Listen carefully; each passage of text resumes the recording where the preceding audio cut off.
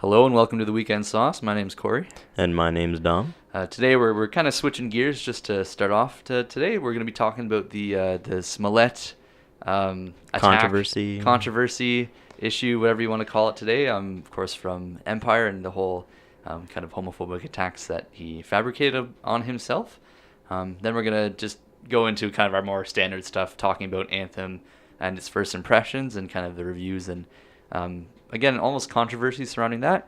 And then just ending on a more positive note with just discussing a bit of the retirement of Reggie from Nintendo of America and just talking about kind of his legacy within the company and going forward and all that. So thanks so much for tuning in today. And yeah, let's just jump right into it. So, Smollett. So I don't even know. When I first heard this whole ordeal, right? When I heard that Mr. Smollett, Jussie, actor on Empire, Jussie Smollett. Jussie Smollett, Yeah. yes. I love Empire, you know. I'm not like saying I'm up to date, but I watch an episode here and there, right? And when I heard this whole debacle, I said, no way. I had a feeling in my stomach this is not going to end well. And lo and behold, he fabricated a self-attack onto himself. Is that correct? Yeah, so it was the kind of timeline of events, as it were. I just ended up writing a little quick kind of blurb here, right? So January 22nd is when he received a letter, which was very racist and very homophobic and very threatening, right? So wait. So does that mean that he wrote his own letter? He sent himself the letter, yes, as it has kind of come out allegedly. It seems as if he sent himself this letter, which is, why would he do that? But, maybe we'll figure that out as the days go on. But yeah, January 22nd is when he sent himself the letter. January 29th, so 7 days later, is when he was allegedly attacked by two men. So he was coming out of like a Subway or something like, he was basically just, he was getting food.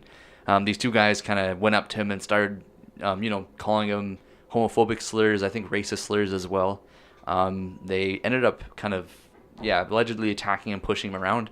The big one was that they put a noose around his neck. Oh. Yeah, and then they left him alone, I guess, and he walked home after that. So, yeah, I mean, when you say like that, that's pretty intensive, right? Like this whole, almost like a mini sort of like lynching as it was, right? Like to legitimately put a noose around a guy's neck, right? That's just terrifying, right? Especially in 2019. I mean, basically unimaginable. And the statement after was like, "This is MAGA country, right? This is." Yeah, it was very much like, this has happened. This has been allowed to happen with regards to the current kind of political and social climate in the United States of America. Obviously centering around Donald Trump, make America great again, that sort of stuff, right? So it was very much like, when it first happened, you definitely saw tons of people who were kind of rising up in support, right? Yeah, which makes sense, right? Of course. Under the assumption that this all actually was not falsified and true. I mean, that's just a horrible thing to happen to anybody, right? Nobody should be attacked. Nobody should be discriminated. Nobody should be discriminatized against, let alone attacked in public because of their race or sexual orientation or anything like that, right? So it definitely made sense for all this kind of outcry to happen as a result of this attack. But then, now as it is today, it turns out it was all falsified. So it doesn't look I don't know. great for him right now. But well, it doesn't only impact him, right? It impacts, I feel like, a whole like all black people, right? Yeah. So it impacts all black people. It impacts all gay people because of his allegations, his self-made allegations. I think the kind of phrasing that everybody used for that specifically is that like the voice of victims is now lessened because of his falsifications, right? So you should never, ideally never have any reason to not believe someone when they come forward and say that they were attacked in such a manner. But now that it was a lie, well, I mean, now there's going to be some kind of doubts planted in people's minds, right? So, yeah, that's like you said, it kind of affects more than just him, right? And I got to wonder if that was something that he had in mind when he planned this thing out, I guess. Well, when he planned it, I'd imagined he just thought everybody would just rise with him, and he would gain popularity. It's brought a lot of attention to the show, right? And I guess it could be in a positive sense, right? At least for Empire. Yeah, I mean, positive, negative, right? Yeah, it's almost like a double-edged sword. Nobody's heard of Empire, right? Yeah. But now it's like a negative light, right? Yeah. And that's why his own cast members. That was the show that he was on. Exactly. That weird guy who made up that attack on himself. This reminds me of Kevin Spacey. Right? That not necessarily what he did, right? But I mean, like, in the sense that now he's going to be cut off from his show, right? Oh, yeah. And what was the show called again? So he was on House of Cards. House of Cards. And then the sexual, I believe it was sexual assault, or at the very least sexual harassment. It's not in the same league, right? But but they're still, obviously those things are pretty reprehensible in of themselves. But it was in the past, I think he had done some kind of sexual misconduct to a young actor or young extra on one of his movies or shows. Yeah, that was it. And so that man came forward and kind of brought that all to light. And Netflix kicked him off House of Cards, and I don't really know where he's at right now. I know it was very strange when it was all happening because, so he gets kicked off of House of Cards, and like obviously everyone's waiting for him to say something, and then his response was just to come out as a gay man, or at least a bisexual man, and. Yeah, I don't really know if it ended up kind of detracting from a lot of the negativity and controversy surrounding himself. But yeah, I don't think he's done much or any work since then. No, I don't think he's done anything since then. I don't know. The reason I brought him up is because season 5 of House of Cards, or was it 6 that he was not on? Are you talking about the newest one? The one that he was not on. Oh yeah, the newest one. They ended up replacing him with I can't remember her name, but his wife. Yeah, he's out. He's totally out. Yeah, right? Yeah. So, that season was trash. Though all I'm saying is that like he made the show. I'm not saying that Jussie, his character Jamal made the show, right? But he's a very key, integral, character. He's one of the 4 main characters. Yeah, and I would feel that it would definitely take away from the show as a whole, just having one of them just disappear. And I know that he's not going to be recording the last 2 episodes, at least for this season, right? But I think that he's axed off the rest of the show. Yeah, I mean, it would make sense for something to happen, right? Because it's really such a strange situation that it's almost like finding out exactly what to do is difficult, right? Because, you mentioned Kevin Spacey and the sexual allegations kind of against him, right? Like, really for Smollett here, he hasn't really done anything to the explicit harm of anybody else, right? No, like he in very strict terms, he kind of set up this elaborate scheme to kind of bring himself up with regards to kind of violence against black and or black and or gay people in the United States, right? So, like we mentioned, that does affect other people as a result, but it doesn't. So. He didn't really. No. He didn't commit like an actual. He didn't murder anybody. He didn't violate anybody. It's not like he really did anything overtly wrong in the sense that really this only serves to kind of negatively impact himself, at least, not including kind of what we mentioned earlier, right? So, for them to punish him for that really kind of goes along with just how kind of strange it is. Do you agree with how they punished him? Do you think it's... I think it makes sense, yeah. I mean, it's... This kind of behavior, like I said, it's not overtly, harmful or malicious towards anybody. I think it is. Okay, well... It's just so strange and so kind of... almost... I don't want to say disturbing, but it's like, you have to be almost kind of like a certain level of sociopath to sort of plan out this whole elaborate plot to... kind of improve yourself in the eyes of people in America. I know allegedly one of the reasons as to why he, at least why he sent the letter to himself, maybe not for kind of paying those guys to kind of harass him and attack him and everything, but at least for the letter, one of the reasons why allegedly that he did send himself that letter was because he was upset over his pay on Empire, right? So it's, like what kind of person do you have to be to, be upset with your pay, which is reasonable, right? But then to kind of be like, I'm going to craft this narrative to make sure that I get a higher pay or that I get kind of support behind me for whatever reason, right? So, I mean, I feel like the punishment in this case makes sense because I personally would not be comfortable with having somebody like that around me, at work or wherever have you. So, I think it makes sense. It's like I said, it's just so strange. It's just the fact that this is a thing, right? Yeah, he's definitely not helping himself. The whole idea, I feel, was that he would bring attention to himself, so people would be like, "Oh, who is he? What's his work? What does he do?" And then he would gain fans that way, right? If in the perfect world he got away with what he did, not using a check and trying to have at least a better trail, right? People would be more supportive Yeah, of him. He paid in a check with a check. Yeah. I don't really know the whole That's reasoning because behind you, that. you skipped out on, Bad Guy Class 101, I where guess so. they teach you... It's just teach you not to not leave a paper trail, right? Like literally a piece of paper with your name on it and everything, like written out to these two guys. And one thing that really hasn't been mentioned in a lot of the interviews and stuff is like the two guys who he paid out, right? Like I haven't really seen anything on them. Like how must they be feeling, or like what sort of was the rationale behind them agreeing to do this, right? Money. Yeah, I mean money obviously, but it's like, obviously you have to, at least somewhere in your mind you have to understand like, oh, if this gets out, like that's going to be really really messed up. Well, I think there was something where like he said that there were white people that did this to him, right? I think it was something like in the footage that they were kind of looking at and had gathered on the night, kind of in and around the area that it happened, there was a white guy that was walking around. He said he's like, it's probably that guy. I would not be surprised if it was that guy. Yeah, but as soon as they brought the two suspects, right, they're like, oh no, he's like, no, it can't be those two guys, right? Yeah. So I don't know. It's just strange, as it is now.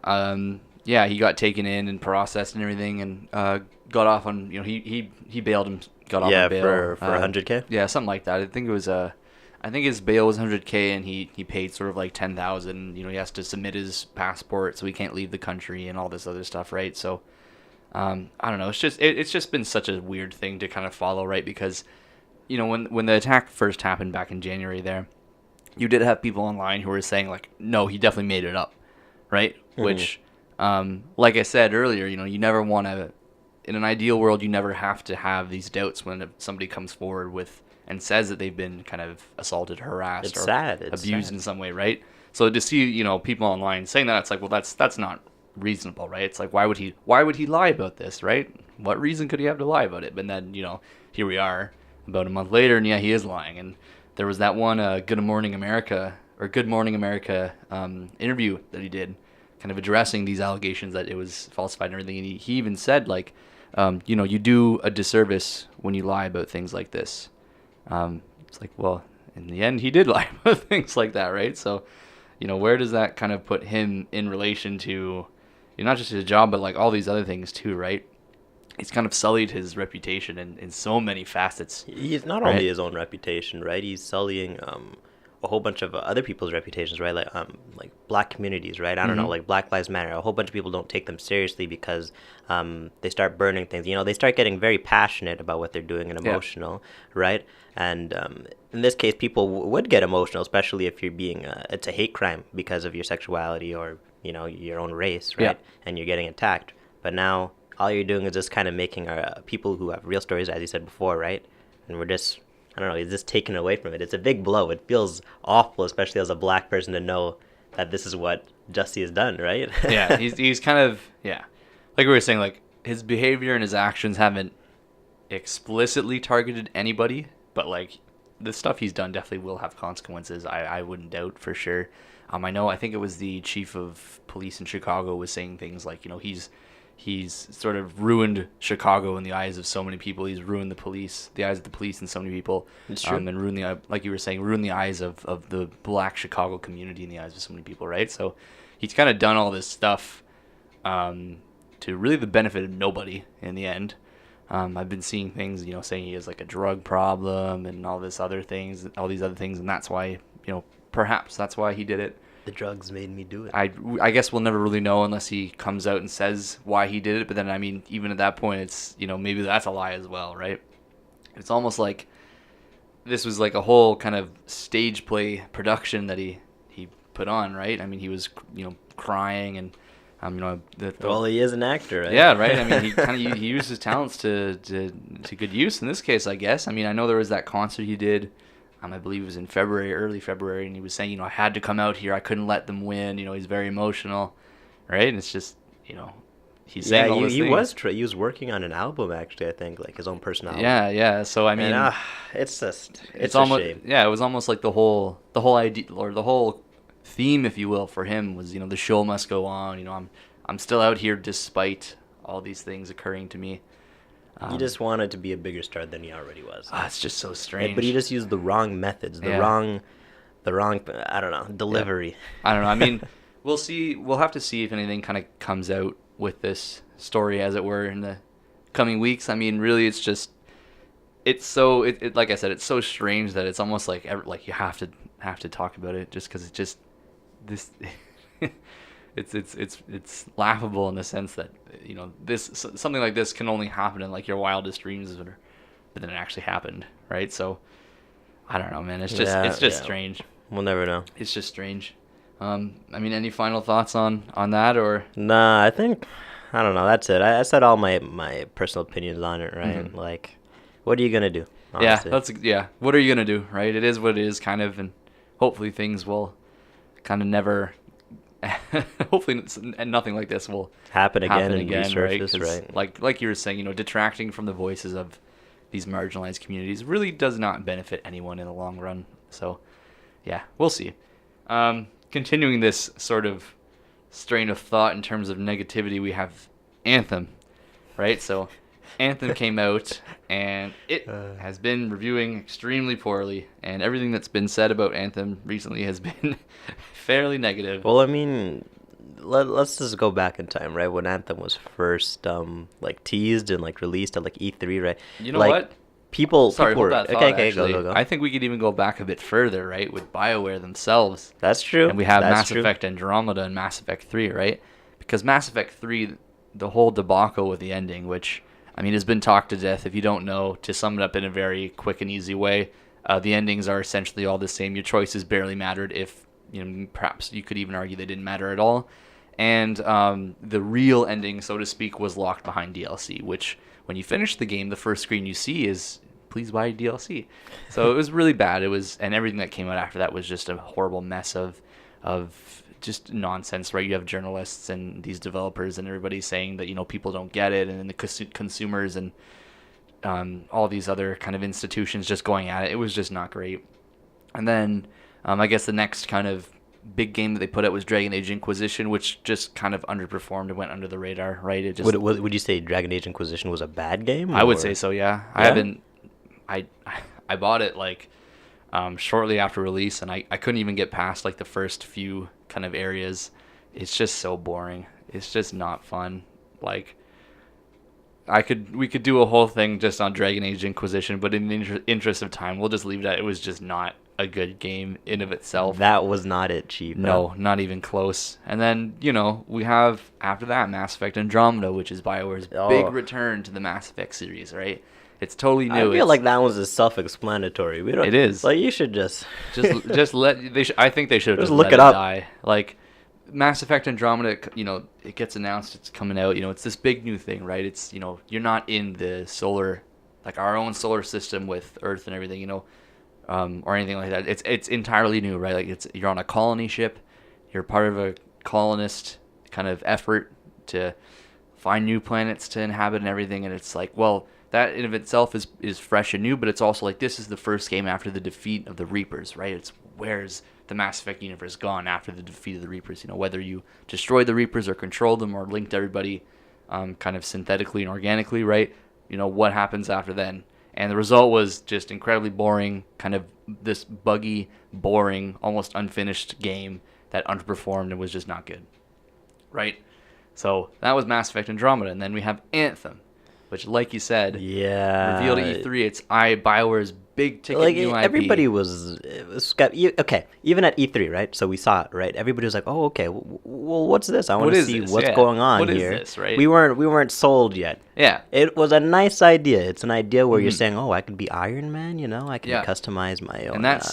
My own robot. What's it called? They're called javelins. Javelins. Thank you. The suits that they wear. Yeah. Yeah, it was customize my own javelin. Yeah, what's going on here? Here's this new IP from BioWare where they're kind of foraying into that loot shooter territory, which loot shooters are pretty enjoyable. I wasn't a huge fan of Destiny like the first one because it had its own issues, but Destiny 2 has been pretty fun. I think it's well. I'm happy you brought up Destiny actually, because I feel like when I see Anthem and when I saw, especially like I saw many of its problems leading up to it, right? I felt a strong like I felt similar to like Destiny when that was coming out, right? Yeah, Destiny 1, right? Destiny 1, right? So like Destiny 1 on release, oh boy. Well, oh boy. It's funny that you mentioned that exactly, because a lot of people and a lot of places online, reviewers and journalists and just consumers in general, a lot of the stuff that I ended up seeing was that Anthem is the worst of Andromeda and the worst of Destiny 1. Oh, no. Yeah. So it's almost like they didn't really look at what went wrong with Destiny 1, and they kind of just did their own thing and did not work out well, right? So just to get into it, kind of... Do you think they're going to still try, though? You think they're going to try and make it good in the future? I feel like they have to try. I feel like they're want them axed, to try. Right? I mean, BioWare has been... I feel like in terms of... maybe... I don't know how well their games do kind of commercially, but at least culturally. And like as a cultural product and, a product that hopefully you would hope that has like good quality, they've been doing very poorly, right? Do you know what the sales are actually on Anthem? I don't know. That's the thing. Yeah. I would have to look into that a bit more.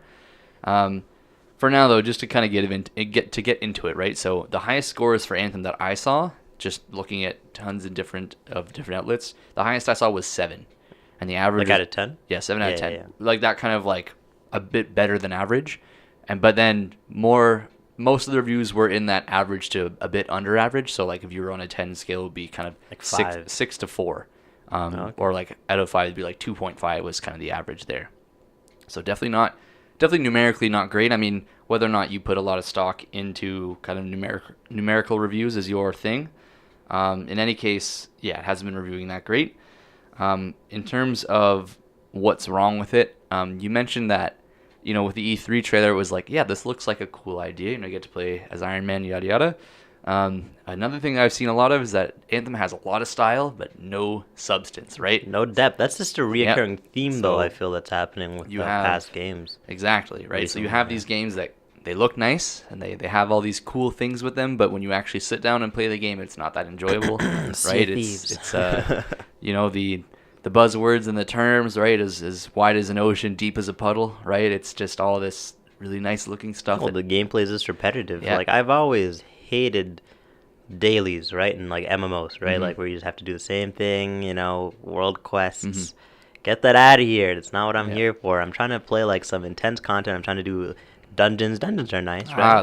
Well, now you keep bringing up stuff that I have here, because in terms of content for Anthem, the dungeons, if you can even call them that, are repetitive and almost the exact same in how they function. A lot of fetch quests that I've been seeing in terms of people complaining about the dungeon and the kind of moment to moment gameplay, where it's like you'll be in an area or environment and you'll be on your way to get something on the way to go pick something up, and so you just kill ads or whatever on your way. You pick it up, then you go back.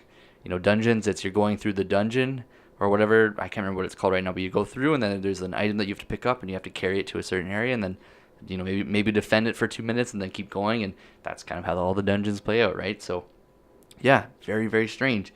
We have this kind of very samey kind of methodical gameplay that ends up getting very boring with apparently a very mediocre to almost bad story.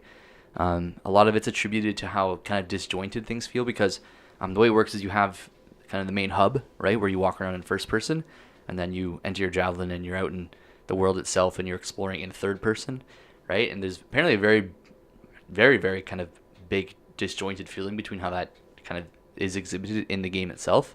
And apparently just when you're walking around the hub, it's very boring. The characters are uninteresting and they don't look great also either. I don't really know if that's true or not. I haven't seen for myself. But yeah, apparently they don't look great either. So yeah, we have not great gameplay, not great story. Well, I feel like the gameplay, like I can't say it's good or bad, right? But I feel like when it comes to it hard, like a looter shooter, yeah, just looting in general, like ARPGs like Diablo, right? Yeah. Path of Exile. Like the gameplay itself is very repetitive, right? But what makes it like interesting and what changes it up would be the equipment, right? Yeah, that would be the legendaries, the unique passives, whatever. Stuff that changes how you play. Exactly. Yeah, I know.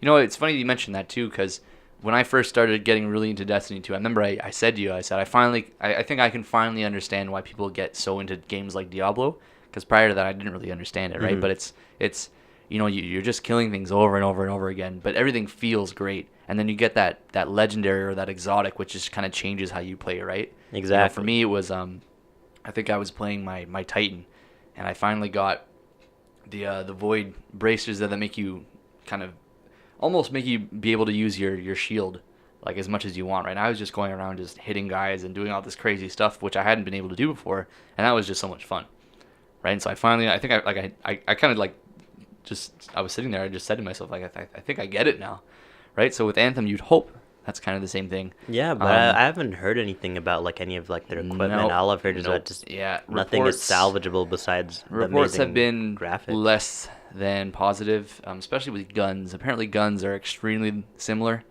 which is very disappointing. Like the assault rifle, so like guns in a specific class will function almost the exact same and look similar enough. So like really? you'll have an assault rifle. Like I've been seeing people who are like, the only noticeable difference I see in terms of the assault rifles or like the guns I'm using is like the ammo count, right? Because you might have a gun that you pick up a gun that shoots, I don't know, like 20 bullets per ass reload, and then you pick up another one that has to shoot 30. Okay, this is one thing. If there's by the small chance anybody who is making a shooter game, okay, or like any guns, okay, please try and make your guns feel different. They have to feel different. If they feel different, it's more fun for the player, right? It's more interesting to design around. Mm-hmm. I mean, it's more work initially, sure, right? But I think it's worth it. Oh my God! Like I don't know, I had the same problem when it came to Wildlands. Every gun just feels the same. There's no like different ballistics when it comes to bullet drop, and this is like a tactical shooter. It's like this is what makes the game, right? So, and especially when you have a sci-fi universe. Right? You can basically do whatever you want. Exactly. It's a new IP. Like they can make their own rules, and yet there's just a great example around the corner that we already talked about last week. Apex Legends. Apex Legends, right? They just added a new gun. The Havoc, right? And that's a great gun. Yeah. Conceptually, the Havoc isn't all that different from what's in the game right now. It's an energy weapon that is an automatic fire weapon, which ramps up, not unlike the Devotion, right? Except it's an assault rifle, so there's already tons of assault rifles in the game. 2 different attachments too, you know. It's great. The interesting kind of usage for that gun though comes between having a turbocharger or a select fire, right? So either you commit fully to having this assault rifle, which ramps up super quick, or you get the select fire, which means you can kind of snipe with it to a certain extent, right? Keeping in mind that it's still an assault rifle, so that when you need to kind of get closer and engage an enemy that's closer, you can change it to automatic fire when you need to, right? So, like I said, conceptually it's not all that different, but when you actually pick it up and use it in game, it feels like a whole new thing, right? It feels like something you've never used before. You know what's actually another thing? In the open beta, I think that they had before they released the game, I think it was like a month or maybe a couple weeks ago. I can't really remember. But I felt like all of the problems, not all of them, but a lot of the problems that they had during there just carry over, and even when you tell them, they don't listen. Why is that? Why do they just feel the need to just be like, we'll fix it later, everybody will buy it anyway? Is this just entitlement? Is this how we buy things now today as consumers? Like, that's probably a whole other conversation. I feel like a big part of it comes from actually being able to get the product out, right? Because to keep delaying a product is very problematic. Maybe not for consumers as much, but like for your investors or your business partners or whoever's kind of funding your game, right? So especially for BioWare, who's under the terrifying umbrella of EA, like I can imagine that they might have like a big document of things that they want to fix, but then EA said, we need to get this out by this date, so leave whatever you can in and then fix it later, right? What's important is getting it out and getting it there and being able to make revenue, profit, or whatever on the game as soon as possible, and then go back and improve it, right? Yeah, no, I hear what you're saying. That's all just tinfoil hat at this point. And in that case, I guess I should be thankful, because if we're speaking about unfinished games, I'm gonna just go to Jump Force, just gonna drop that one in there. Yep. Real sad about that. Yeah, very strange. Won't jump into the Jump Force discussion. Again, a whole other conversation, but I don't know. I feel like for Anthem, I know for a lot of people it's going to be the last straw for their opinions on BioWare. For me, that was back in Mass Effect 3. I just had not had any faith in BioWare since then. I gave Dragon Age Inquisition a shot because I like Dragon Age the series. I mean, they announced that the next Dragon Age is in production. I don't think I'll be getting it. The sad thing is, I want to like Anthem, right? I want to like it. Yeah, you want to, because I wouldn't buy it day one because I just saw what it was. I was like, you know what? Because you're not a mindless consumer, right? I want to see them improve upon what they can, and I believe that they can. I don't know if they're gonna have enough time. Yeah. But if they stick with it and they polish this very rough diamond that they have, add some interesting weapons, as we said before. You know, maybe add a new javelin or two. Maybe somebody maybe the javelins don't. Maybe expand on the javelins, right? I mean, for me, I do think I wouldn't say BioWare deserves to fail. Right? They've made mistakes. I don't think anybody deserves to fail. Actually, I take that back. I mean, the thing about BioWare is that they've made mistakes in the past, really bad mistakes too, right? Like I said, Mass Effect was just a total nightmare for everyone, I think, in my own opinion. Like I said, it's been talked to death, so I won't go in depth too much on that. But, I mean, BioWare did make really good games back in the day, right? Mass Effect 1 was really like a whole, almost like a whole brand new experience when it came out. Mass Effect 2 kind of still was really good, wasn't as new or fresh, and that we did see a lot of those poor practices coming into play, but still was an enjoyable game. Dragon Age 1 is honestly one of the games from my kind of childhood that I really remember really fondly, right? It was my first kind of experience with this CRPG type gameplay, right? It's what got me to play Baldur's Gate and a lot of those other games, right? Neverwinter Nights and everything.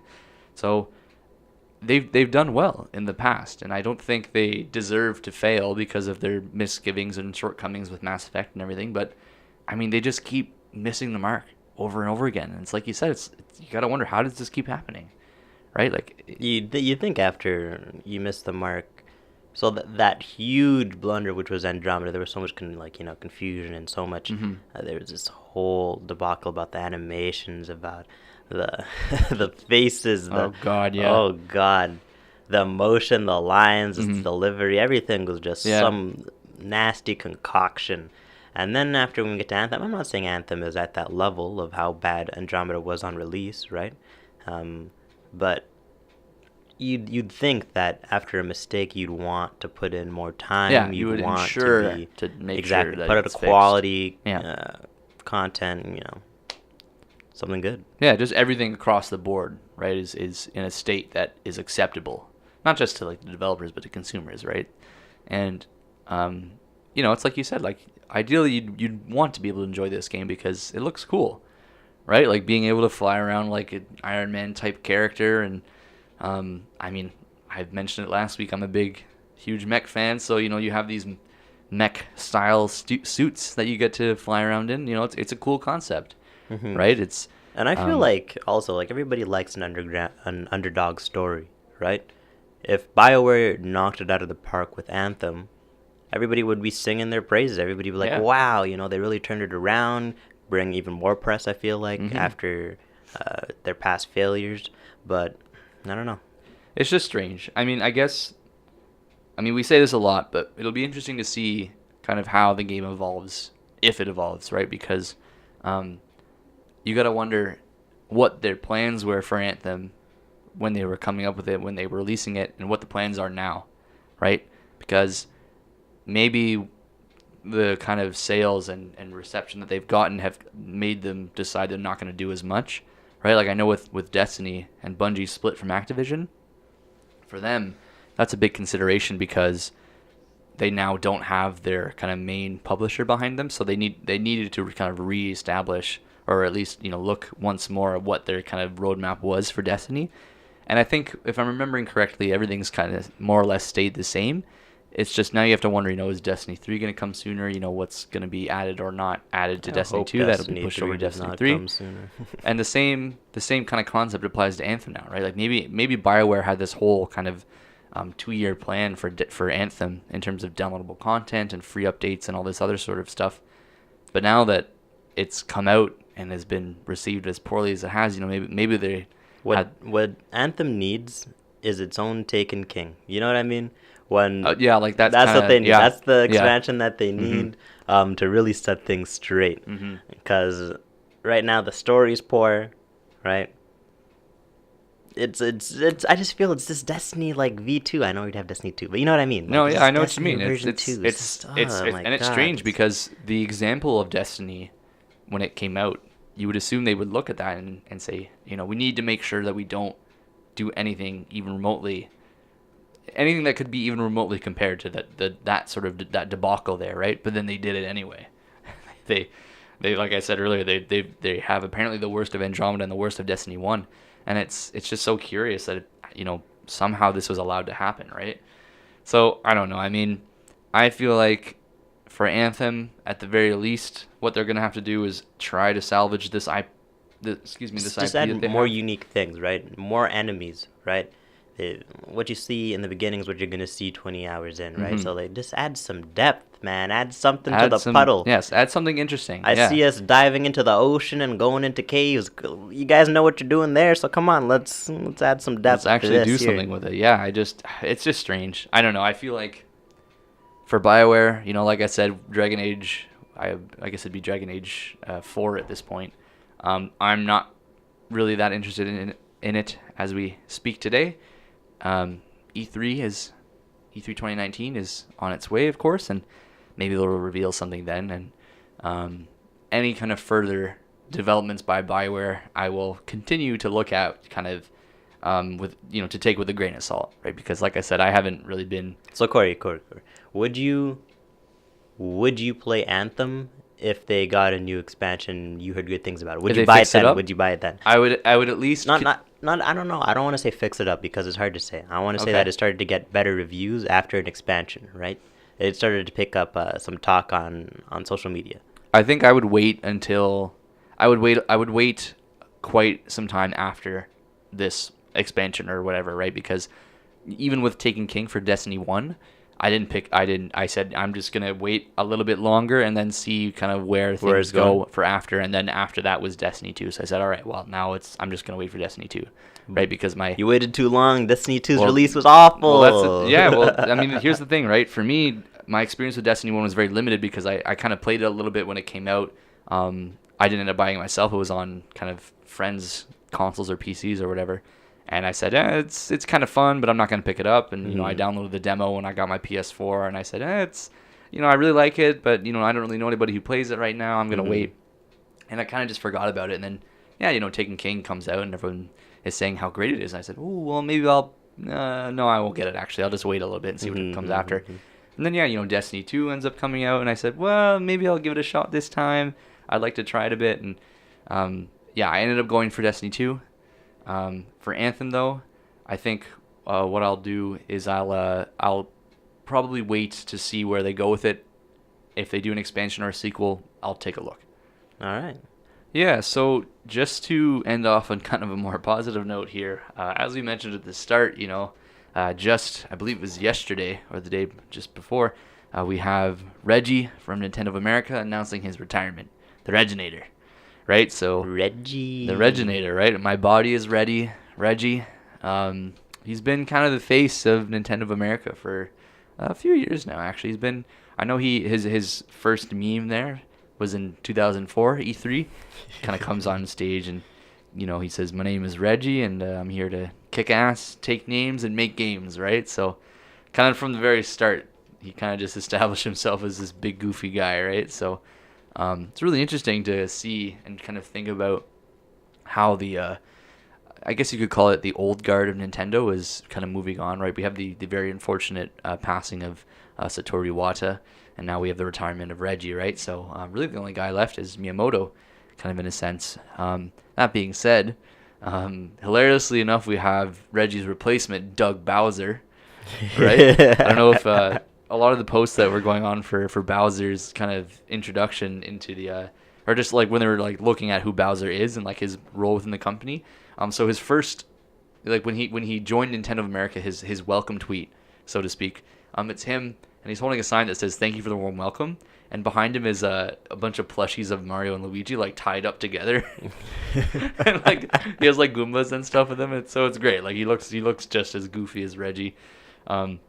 really for me, I just wanted to mention this because I've always liked Reggie kind of, you know, as who he is within the company, and then who he is kind of just in general. Do you think that this kind of do you think this marks like a new age in gaming? Was that what you would say? Maybe it kind of remains to be seen how different Bowser will be to Reggie. If he'll be that much different, right? Well, I guess we'll see. Like I was saying, for me, Reggie was always kind of this presence in terms of gaming Nintendo that was more personal, right? You have guys like Todd Howard, Hideo Kojima, these developers that people know and obviously make memes about and are aware of who they are. But for me, Reggie was always that very kind of grounded corporate guy that really was interested in what he was doing. So I never really got any kind of animosity or greedy feelings from him when he was talking about Nintendo or anything like that. But speaking of greed, I'm not saying Bowser is greedy. Yep. Right? But he has worked for EA as a vice president, right? Yeah. So I don't know how that makes you feel. Does that make you feel like he's going to do a good job or a bad job? He's going to be greedy? I feel like he'll do a better job than Reggie? Now than EA. Maybe not better than Reggie. It is a tough act to follow for sure. The thing is about coming from EA to Nintendo. Obviously, EA gets a lot of flack for kind of their business practices and everything like that, which is understandable. That being said, it doesn't really revolve around each individual employee, right? No. He only has so much power, and whether or not he made a lot of those decisions or at least impacted a lot of those decisions, we'll never know. But he's at Nintendo now, so to focus on him and Nintendo, I think he's seen how the ways how Reggie kind of acted in that role. And he even said, to follow Reggie and to be mentored by him throughout the years has been fantastic, and I'm excited to take the role. So he at least has an idea of what to do, right? I would hope so. Yeah. So I think it'll be interesting. Really, the only other thing I wanted to mention for Reggie, there's this quote that has, it did when it came out, but still to this day generates tons of discussion and a lot of shit posting as well, honestly, but. So there was a video they put out, and Reggie's famous quote is, "The game is fun. If it's not fun, then why bother?" Right? So essentially, why play a game if it's not fun? Right? And that is always set against a quote by Neil Druckmann from Naughty Dog. Last of Us, Uncharted, everything. Yeah. It was when he was speaking on developing Last of Us and Last of Us 2. He said, I quote, "We don't use the word fun. We prefer to say engaging," right? So two statements that almost exist kind of entirely kind of opposing to one another, right? And I wanted to hear your thoughts on it because I know for me, when I saw that quote from Druckmann, I was kind of like, well, that's really kind of posh and pedantic, right? Very kind of, snobby almost, if you will, right? Just to have a game not be fun. I don't make this to be fun. I make it to kind of generate an emotional response, right? And it really comes, I mean, in my own opinion, it really comes down to kind of this clash in games between realism and escapism, right? Because enjoyment of anything can come from, it's entirely subjective, right? It comes from your own personal experience and interpretation of whatever it is that you're doing, be it movies, games, books, whatever. So for games especially, a big thing has always been, is the game realistic and enjoyable in that aspect, or is it not realistic at all? It doesn't focus on anything like that. You just want to lose yourself in this new world, be immersed, whatever, right? Well, yeah. What do you think here? My personal opinion, actually, is I feel that they're kind of very similar, and I feel like they're kind of like at first I feel like they're at each other when it comes to the direct quotes, right? But what I take from each and both, like if I could combine them together, right? Like I understand about if a game is not fun, why bother? I don't play several games because I personally don't find them fun. That doesn't mean that they're not good games, right? I could see the game, I could respect it. I personally don't find it fun, and that's why I don't bother with the game, right? And I could understand from a developing point, if it's not fun, right? They don't want it to be fun. They want it to be engaging, right? Yeah. To some people, being engaged in the game is fun, right? I mean, I guess I could kind of see what you're saying. Why it's like pedantic for him to like use such language and such a direct term, right? Like we don't like to use fun, blah blah blah blah. But like at the end of the day, he's just trying to make his video game interesting, right? He's trying to make it as you said before, just draw on emotion, right? He's trying to make you feel like you're right there with it. While I feel like Nintendo's philosophy, right, has always been Reggie, it's more like we want you to be wacky, be cool. I'm trying to steer away from the word fun. But that's at the end of the day, they want you to have fun. They want you to be happy. It's way more lighthearted than what Naughty Dog is doing. It's like two different Smiths, two different crafts, right? At the end of the day, yes, games are always trying to make you have fun and make you have a good time, right? Because it's entertainment. That's what the whole point of it is. Yeah. But I feel like the way that they do it is two completely different things. I think a good analogy I could draw upon would be like two swords, right? They both are meant to kill people, like a rapier, function, right? Yeah. They have the same function, or a longsword, right? But at the end of the day, they do it differently, right? Yeah, so that's a good way to put it. I mean, for me, it's always been, the focus is always on more enjoyment, right? I enjoy things that aren't traditionally fun, right? Or, things that emote, or at least kind of make you exhibit kind of more of a sad or negative emotions, right? Be it books or music, right? Or there's tons of games out there which people describe as depressing to play, right? But they review really well and people still enjoy them because they can do that in a really good way, right? Lisa, the Painful, Lisa the Joyful, that whole series is one that really gets a lot of praise for being able to kind of incur enjoyment in an extremely depressing setting and environment and writing, right? You don't play that game because it's something that makes you kind of have fun and be ecstatic about it. You play it because it makes you evoke those feelings in a very, very good and well written way, right? So I think for me, it just kind of depends how you approach it.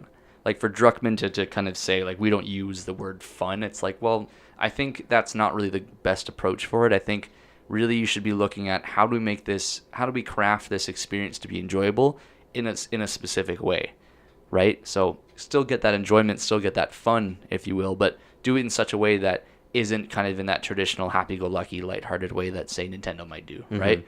So, I mean, for Last of Us, it makes sense, right? Because that's a series that deals with really kind of specific and heavy themes, especially as we get into Last of Us 2, right? When is that supposed to come out, actually? I don't think it has a release date as of right now. I know there was that weird Sony conference that they did where... That's true. That it was like all the artistic... And then the trailer was released, right? Yeah, they did. It was like an artistic kind of conference. I don't know if you remember that. They had the guy with the... I believe it was the pan flute, or was it the shamisen? Maybe even both. I don't know, but they had like intermissions and everything and all this other stuff, and they did the sort of gameplay trailer type thing for Last of Us 2. I don't think... And Joel still was not anywhere to be seen. No, we've not seen Joel. I hope he's still alive. For that series, it makes sense, right? Because it's not like someone's going to play Last of Us because they're like ecstatic about killing zombies. Like, it's not really the point, right? If you want to do that, you can play they're trying to see the engaging story. If you wanted to do that, you could play like Left 4 Dead or Killing Floor or anything like that. There's tons of series that let you do kind of that zombie killing gameplay in a more enjoyable way. But for Last of Us, like I said, the emphasis is on the story and everything, right? So, I mean... Yeah, like I said, I think the approach is key in this case because you need to be able to understand what kind of experience that you're trying to craft and then kind of pursue that experience to its entirety, right? So for me, just, Reggie to say if it's not fun, why bother? That makes sense, right? But maybe switch out fun for enjoyment, right? Like if you don't enjoy it, just don't play it. That's kind of as simple as that, right? You can apply that to almost anything in life, really, right? Just you don't enjoy it, just don't do it. Try and stay away, right? So... Yeah, I mean, aside from that, I'll probably miss Reggie once this E3 comes up, right? For, E3, the future directs, anything like that, it'll be weird not to see Reggie come on stage and do any of his memes, right? I mean, he's been involved with, Smash related stuff. He's always been really good for kind of the community related things with Nintendo. I'm sure Bowser will play along though. I'm sure he'll do something. I feel like Bowser, I feel like it's a similar thing where he understands kind of how the tone that's set, right? He's not gonna like push against any jokes or memes put upon him. He's gonna more lean into them. Well, right? Just from hearing how he introduced himself, yeah, right? I mean, it's in his name. It sounded great. Right? He must know. He must know that. I would hope he knows that there's a character called Bowser. Yeah, but he must know that like just by the nature of his last name that people are gonna just gravitate towards jokes and stuff like that. So I feel like, he knows that he's going to have to lean into them. And I mean, I hope he does it in stride, right? I mean, Reggie always seemed to enjoy himself with all these memes and stuff. I remember in the video that he put out for his retirement, he said, the first time I heard Reginator, it was great. It was hilarious, right? So I think his legacy will definitely serve to kind of influence how Bowser kind of exists within the gap that Reggie's filled. And I think he's going to do a good job. So, hopefully Reggie kind of enjoys his retirement. And, if he, makes How old is Reggie? Reggie? Is he retiring at? He can't be older than, 50, man. He looks so young. He's a fairly young guy, I would say. I think, he can't be older than in his 50s. Same thing with Bowser. Bowser is kind of a middle-aged man, but I can't imagine him being any older than 40 or 50. Oh my God. He's been at Nintendo for 16 years. Yeah, he's been there for a while now, yeah. Anything on his age there? Or? No, it's not coming up. I don't know. Well, I mean, in any case, like I said, hopefully Reggie enjoys his retirement, and we'll see how things kind of move along without them, although I do think that he kind of put things in good hands, so to speak. And do you have anything else to add there in that case? No? No, I think on that case, I think we're done for the day. All right, day. Yeah, fantastic. Same thing as always. We're on YouTube, SoundCloud, Twitter. If you want to give us a follow, subscribe, or anything like that, we definitely appreciate it. But for now, thank you so much for listening, and we'll see you next week. Yeah, have a good day. Take care.